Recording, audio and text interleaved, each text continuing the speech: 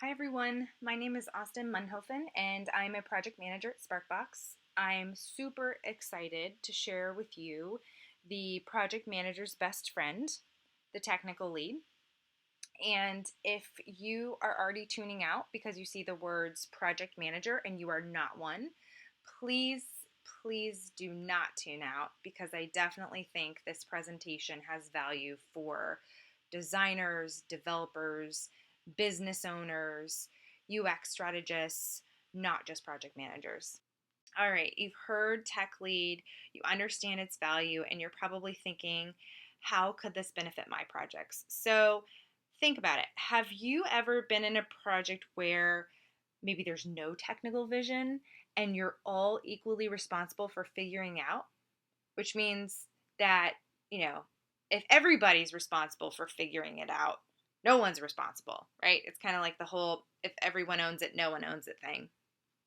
Um, what about have you ever been on a project where developers are spinning their wheels, often trying to solve a problem, and they're not really sure how to get unstuck or who to ping to help them get unstuck? Um, or maybe let's try this scenario.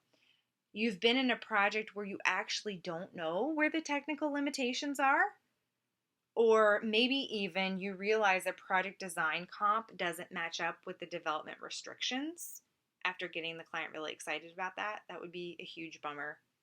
Any raised hands to any of those scenarios? All right, these logos probably look familiar to you. As PMs, we leverage tools to do our jobs because a large part of our jobs includes communication, reporting, accounting, scrum mastering, um, and these software tools are definitely our aids, but the most valuable quote tool to a project success, one that I definitely think we should be talking more about than tools, is my favorite person, the technical lead. And I'm a huge Friends fan, so I had to find a way to work this in. Okay, project composition. So, projects at Sparkbox look a little bit different depending on the project, but for the most part, each project we have is made up of a team of developers, a project manager, designer, a tech lead, and a tech director. So maybe you have a tech lead role at your organization. So I'll just say that for the purposes of this presentation, I'll be talking about how we define tech leads at Sparkbox. All right, so what in the world is a tech lead? Well, at Sparkbox, we look at this individual playing a very unique role. It is the individual on a single project who, more than anything, empowers and unlocks the project through four things: leadership, communication, technical skill, and impact. So let's talk about leadership first. The tech lead begins their leadership role from the very, very beginning. So before the implementation phase even happens, during what we call a discovery engagement. So quick side note, at Sparkbox, we do these things called discoveries. We find them very valuable because, the biggest risk is building the wrong thing. We have this on our website if you want to take a look. We also have written a ton about discoveries. So why don't you go ahead if you want and screenshot this, and you can go to the second link below to understand a little bit more about them. But the high level is that there are times when we engage with a client very, very early on in the partnership to better understand where they've been, where they ultimately want to be, and how we'll get there. So they live up to their name, actually. Um, so back to leadership. The tech lead plays a pretty big role at the discovery point. They help set the technical architecture for what comes next for the implementation phase. And having them involved in discoveries gives them important historical decision making knowledge that they can reference throughout the project's duration and share with other members of the team. So leadership continues in so many ways as we work or as the work progresses into the development phase. The second way, though, that a tech lead empowers and unlocks the project is through communication. Of course, the obvious first piece of communication is when the tech lead actually shares that technical vision and expectations with the rest of the development team. But in addition to assuring that they've shared it and everyone is aligned on the technical vision, our tech lead keeps a pulse on all areas of the project to look for maybe technical limitations or complexities. And then they communicate those limitations and complexities. A tech lead is the strongest of investigators and surveyors. I mean, they identify risks and they surface ideas for how to mitigate them. And not only that, but they also are really good at communicating those to the greater team and the client and the rest of the stakeholders. So let's talk next about technical skill. We've got leadership, communication, and now technical skill. So as you can imagine, a tech lead is a seasoned developer. At Sparkbox, they're viewed by their peers as the go-to expert in at least one area of the code base and have enough overall knowledge to recognize and address many technical problems, not just in their or in that one area of the code base. At Sparkbox, the tech lead is expected to build a technical architecture with the appropriate tech stack and delivery pipeline, which is paramount for the foundation. Then they must find and build seams in the architecture so the project can maintain productivity and collaborate effectively with appropriately timed feedback loops. I know that's a mouthful, so I'll say it again. They find and build seams in the architecture so the project team, everybody else, can maintain productivity and collaborate effectively with appropriately timed feedback loops. So before we get on to impact, I mean, you can already see that tech leads have a tremendous amount of impact on the success of the project. But the impact here that I'm talking about is on individual project team members. Point one, they sharpen others' technical skills, often in the form of code reviews and technical guidance.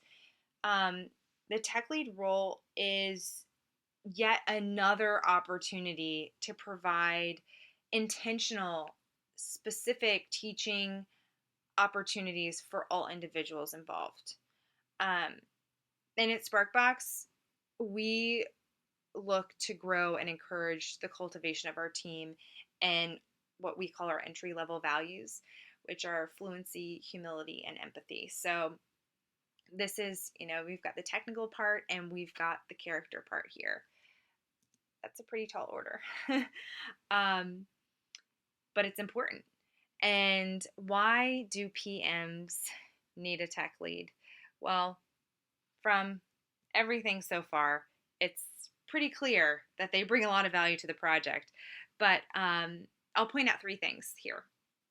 They are another individual with a heightened sense of ownership of the project, which becomes valuable in so many ways, as you can imagine, as a PM.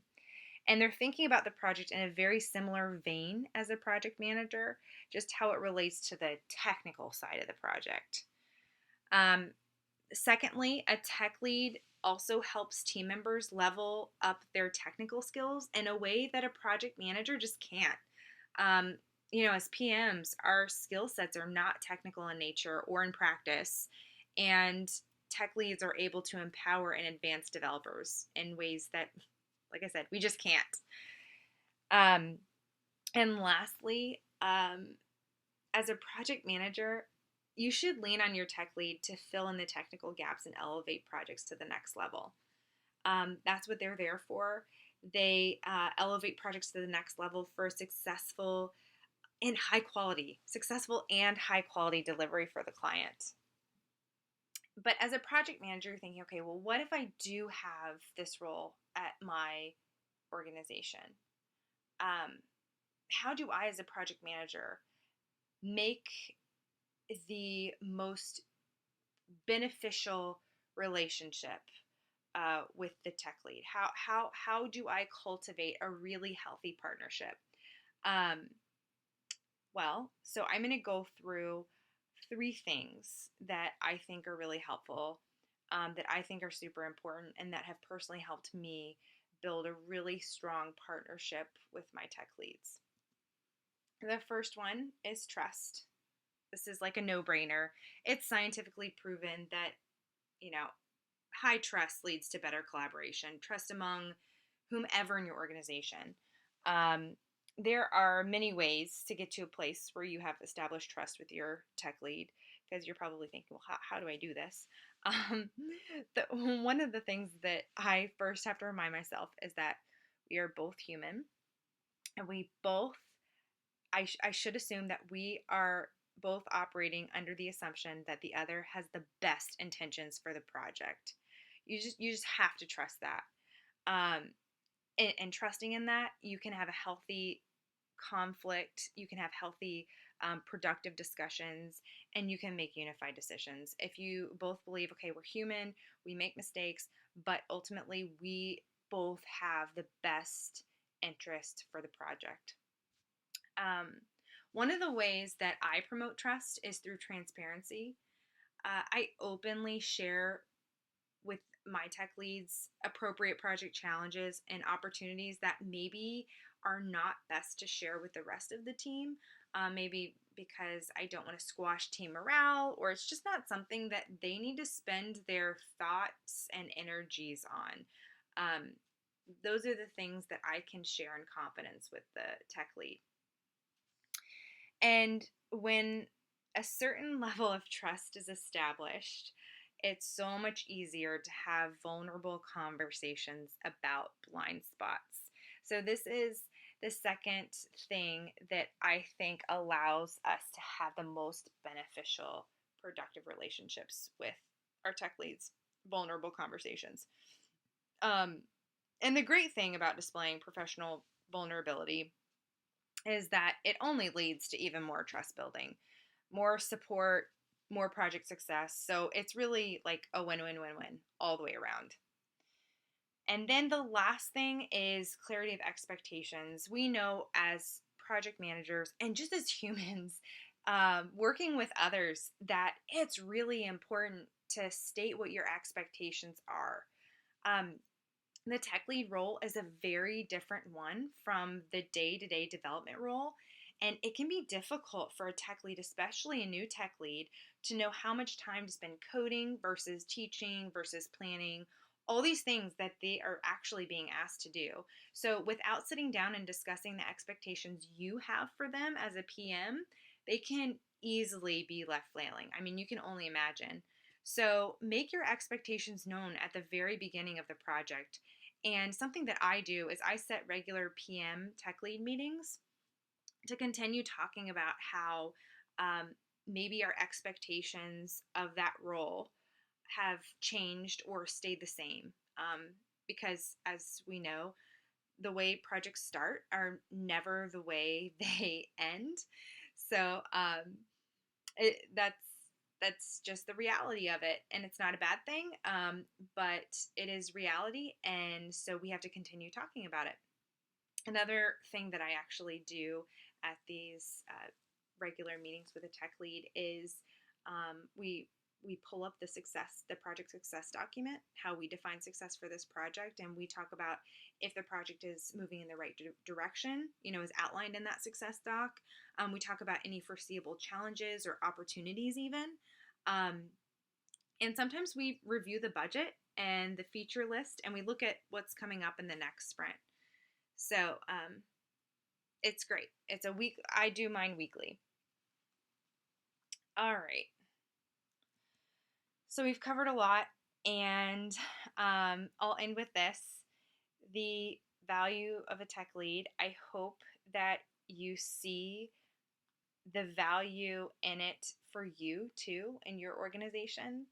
I've worked on projects with a tech lead and without a tech lead, and those that have had a tech lead, especially the more technically complex projects, have had greater success metrics, greater client happiness, just greater overall awesomeness. And it's not too difficult to imagine why. If your organization currently doesn't have a more formalized tech lead role, I'd highly encourage you to think of creative ways to either suggest or implement this on your projects, because honestly, your budget, your client, your developers, everyone will thank you for it.